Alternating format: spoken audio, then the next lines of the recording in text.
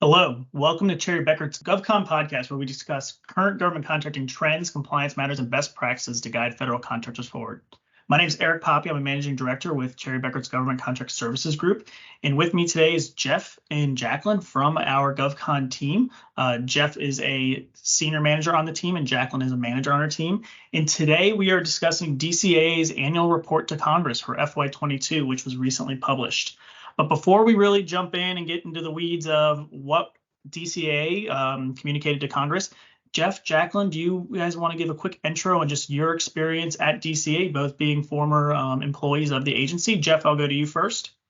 Absolutely. Thanks, Eric. As Eric said, I'm a senior manager here at Cherry Bekaert for just over a month now. Prior to that, I was with the Defense Contract Audit Agency for approximately 14 years, serving various roles such as a senior auditor, supervisory auditor, quality manager, and most recently, a senior financial liaison advisor. I've spent a lot of time leading audits, reviewing audits, and managing all of the audits that DCAA has to offer. And with that, I'll pass it to Jacquelin. Hi, my name is Jacquelin LaClair, manager with Cherry Bekaert. I've been with Cherry Bekaert for about a year and a half now. I was with DCAA for a little over 8 years and did a whole gambit of audits, forward pricing, incurred cost, and all the good stuff. And then with DCMA for about 2 years. Thank you both.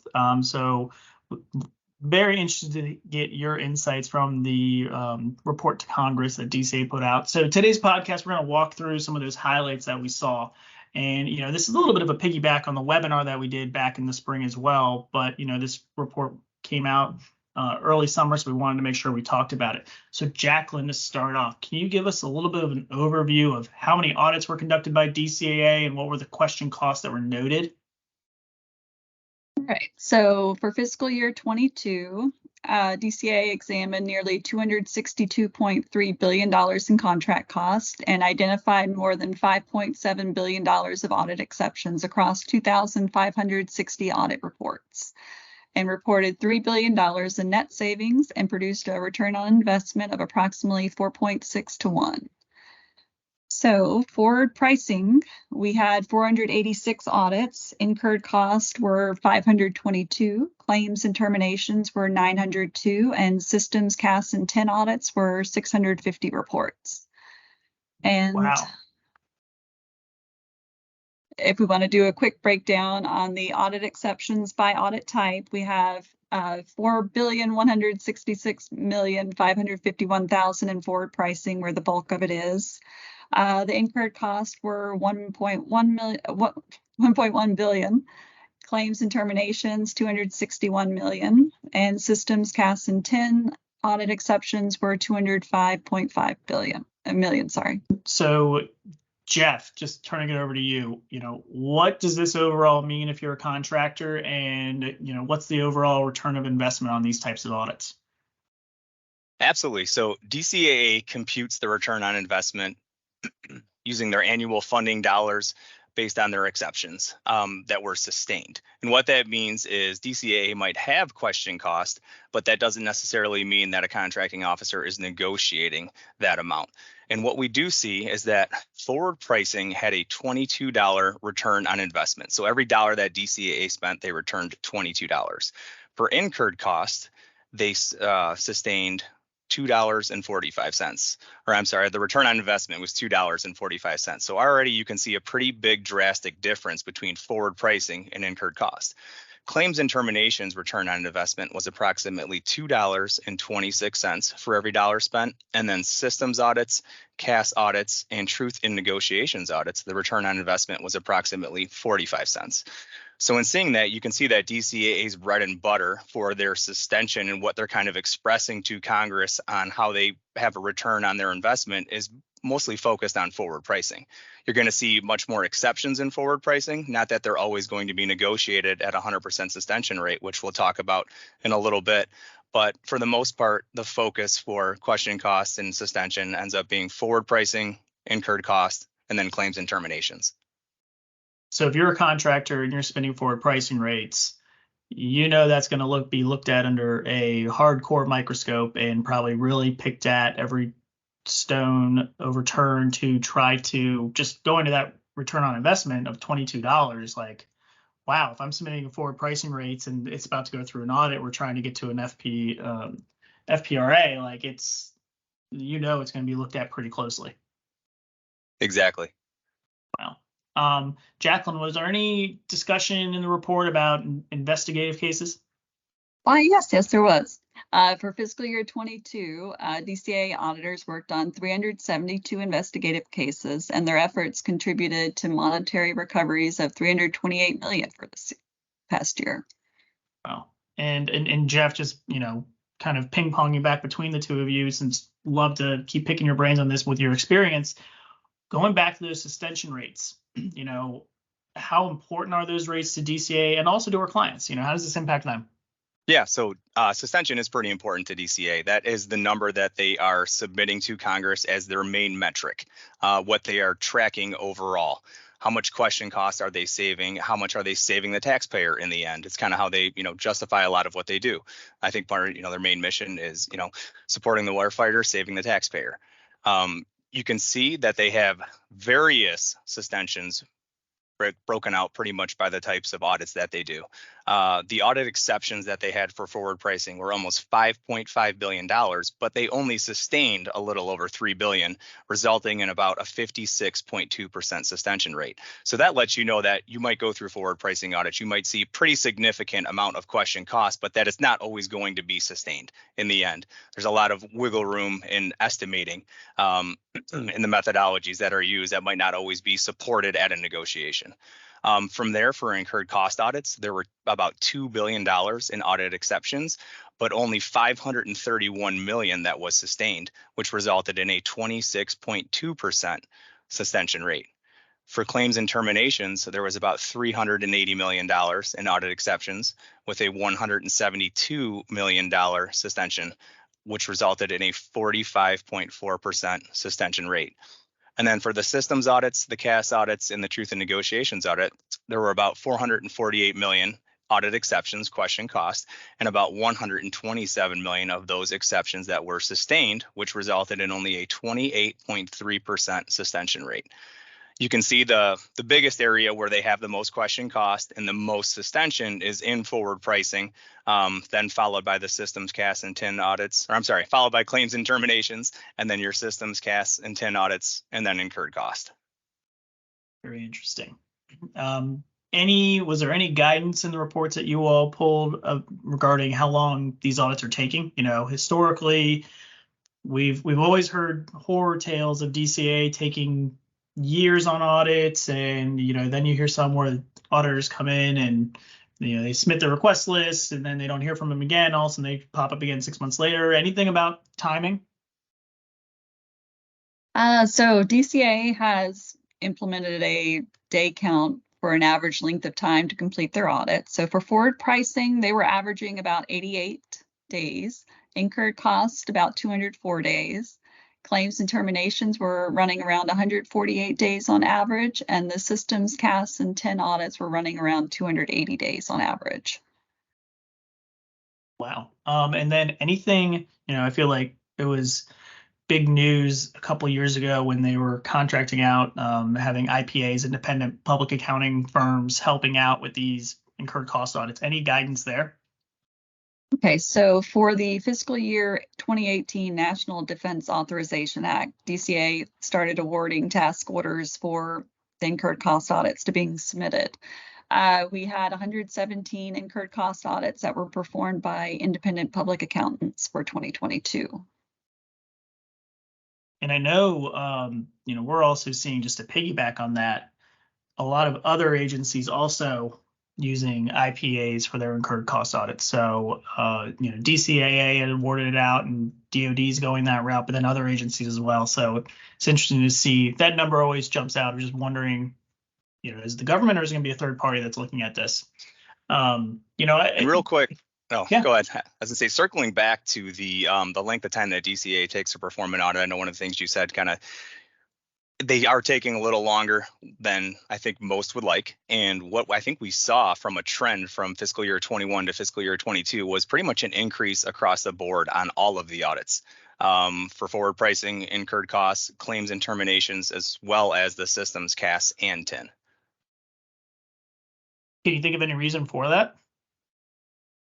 Part of it, which I think we're going to talk about a little later, is probably, I think, what most of the DoD is kind of going through, all of the agencies, was just a shift in the experienced staff that they have. I think DCAA recently has lost a lot of people, and they're working on staffing that up right now. There's been a lot of movement within the agency at senior level positions as well, which, kind of opens up the umbrella of promotions kind of working up. So I think you have a lot of new supervisors, a lot of new staff, a lot of people that are, working through things, which is probably just adding a little bit of that additional, on the job training that's taking place.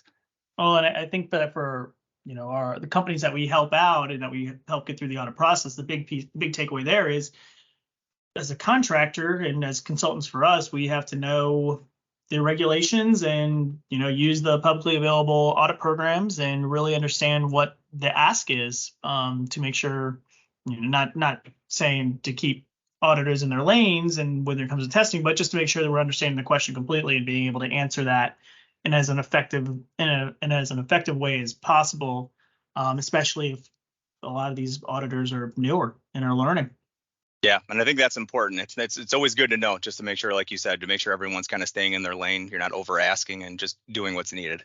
Yep, and kind of to piggyback on that, with those audits, you usually, again, there's guidance out there to know what this will probably cover. Now, OTAs or other transaction authorities, that was a really hot topic a couple of years ago. Jeff, can you talk a little bit about how DCAA assists with OTAs and what's DCAA currently helping with that? What's the current trend or anything that was called out in the report? Absolutely. I think DCAA is definitely trying to get involved as much as they can with those OTAs. Like you said, there's been a recent push. I think we've seen recent trends for increases in contracting using OTAs. So DCAA currently supports agreements officers in OTAs in several ways. They do provide advisory services or negotiation support for forward pricing type situations. Even though it's not following the FAR, they might do some quick reasonableness testing to be able to try to get something on contract as quickly as possible. They also give advice on the specific elements of an agreement, helping to try to scope some of the language that goes in there. And they also include or can include OTAs as part of the incurred cost audits if a couple, criteria are met. And that is basically if the agreements contain an audit clause and also if the agreement's officer wants those costs to be audited. And to kind of put it in perspective, in fiscal year 2022, DCAA examined $375 million worth of OTAs and questioned about $981,000. Wow. Do you know off the top of your head, either of you, if that was up from 2021? I'm not sure off the top of my head. Okay. Yeah, I was just wondering for comparison purposes. But yeah, you mentioned incurred cost audits a moment ago. Do you mind just talking through the difference for an incurred cost audit and, and pretty much the high and low risk? When's a low risk memo issued? When is it issued over another? How many were issued by DCAA in FY22? Because we get that question a lot. Yeah, there's definitely some different criteria that goes in for each of those. So DCAA does have specific criteria that must be met to determine whether an incurred cost audit is going to be requested as an audit or if a low risk memo is going to be issued. So incurred cost audits are requested if the contractor's ADV, which is auditable dollar value, is $1 billion or greater. If they're not meeting any of the criteria that's listed for a low risk memo, if the regional audit manager or corporate audit manager approval of audits for incurred cost proposals with sampling ADV is less than $5 million, if there's risks related to specific direct costs, and this could be related to a specific contract or a specific concern that's raised by an ACO, DCAA can go ahead and give that preference and give it an audit rather than putting it in the sampling pool.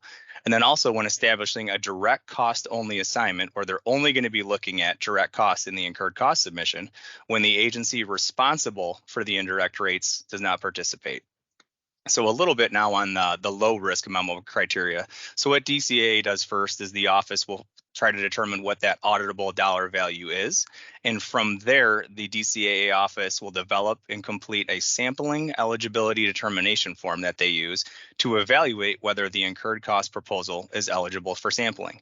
If it is eligible for sampling, then they do place it into the sampling universe where it's subject to random selection for audit based on the various sampling parameters that DCAA utilizes. So I think one of the other things you kind of asked about were kind of the difference between how many audit reports are they doing and how many low risk memos are they doing. Yep, so for FY 2022, DCAA issued about 522 actual incurred cost audit reports, and the dollars that they looked at were $186 billion. Now, to put that into perspective to low risk memos, there were 2,900 low risk memos that covered about $48 billion worth of cost. And I believe for all of those, they were getting them all done within their 12-month requirement unless a specific waiver was granted. Yeah, so what I would wonder when looking and hearing those numbers is knowing the very large primes, what's the distribution of sizes in there as well for organizations and companies. So, coming out of the pandemic, was there any guidance that was given by DCAA to Congress regarding some post-pandemic activities or the current environment? I think there were a couple things. So DCAA staff returned to offices in May 2022 for approximately 2 workdays per period. Prior to that, everything was being handled remotely or coming in on an as-needed basis. The DCAA's Defense Contract Audit Institute, which is the institute that they utilize to provide all of their formal training, continues to offer virtual and live courses. So they are getting a little bit of a mix of some of that in-person training, which I know a lot of people probably value and appreciate, but also the virtual so that you can kind of meet needs, as they come up. So their goal right now is to reduce costs and possibly consider consolidating smaller offices. And I think we've kind of seen that as a recent trend within DCAA, that they've been consolidating a lot of smaller offices and kind of lumping them up. If you've noticed, you're working with a newer branch manager or an office that used to have one name that now has a different name that's kind of a combined branch office. Some of the other things that are kind of new is in fiscal year 2022, DCAA established the Operations, Business, Enterprise, and Data Intelligence Division, so that's a mouthful there, to develop innovative solutions to complex data challenges by leveraging some emerging technologies. So they're currently involved with DCAA's procurement of a replacement management information system. They're trying to pick out a new one and get that up and running. But ultimately, this give it the acronym OBD, which is what DCAA uses for this team, Operations, Business, Data Intelligence, is planning to work with contractors to enhance the audit process utilizing technology. So another piece of important information that came up is DCAA's external peer review. For those that aren't familiar, DCAA is required to pass an external peer review every 3 years. The most recent review was completed in July of 2022 by an independent accounting firm in which DCAA received a rating of pass. Well, that's good to know. And I just, even piggybacking on a few years ago, actually it's more than a few years ago now, when DCAA was hit with not meeting professional standards, that I think that's something that's good to call out. But, with that and some closing thoughts as we wrap up this podcast today, the big thing that I take away when listening to both of you talk through what was in the report was really that focus on forward pricing rate audits and jumping out and knowing that we've heard from companies that we've talked to just how they're really interested to submit forward pricing rates for estimating purposes, how they're getting notification from their and from their BD teams that they're hearing from the agencies that they would like to be submitting forward pricing rates. So just how much of a emphasis is being pushed on that from an audit perspective. And so with that, if anyone has any questions that's listening about navigating through a DCAA audit, helping with an incurred cost submission, responses to the government, please feel free to reach out. And thank you very much for tuning in today on our Cherry Bekaert GovCon podcast. Appreciate you listening, and thank you again, and reach out if you have any questions.